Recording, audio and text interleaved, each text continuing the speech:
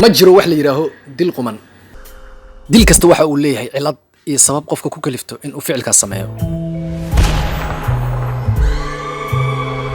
daayirtii caanka ku ahayd hidaha iyo moodalka ee Leila gudaha gurigeeda ayaa lagu dilay mana la ogaa danta iyo duruufta dahsoon ee ka dambaysa dhimashadeeda. marka hore fiiri cilada kadibna ogow xamaasadda aqsi ma garowsan kartid xaqiiqda waqtiga day ulijeedadana day dilaagu ma ahan mid sahlan.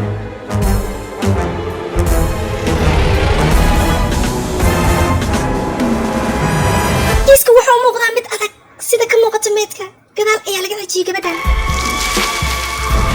bari aniga hadal badan mar hal isbuuc ayaad heystaa si aad iga soo afjarta arrintan. ani isaga soo wax ii weyd wax shaqaa kuma lihi tali aniga toos wax iigu sheeg.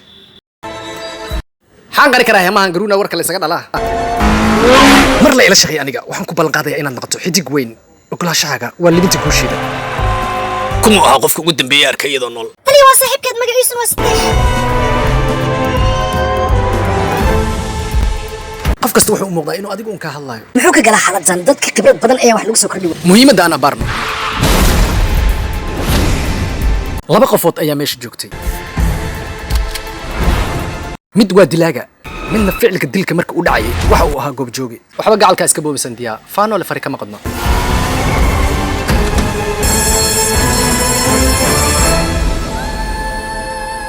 ma jirto cid ku noolaan karto mugdi iyo silac iyo nolol ay dhaanto dhimashada.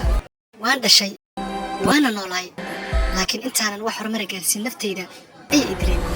yaa i dilay maxaa la ii dilay iyo sidee la ii dilay. haddii aad rabto in laga jawaabo dhammaan su'aalaha waa inaa ogaataa marka hore qofka aan aniga ahay.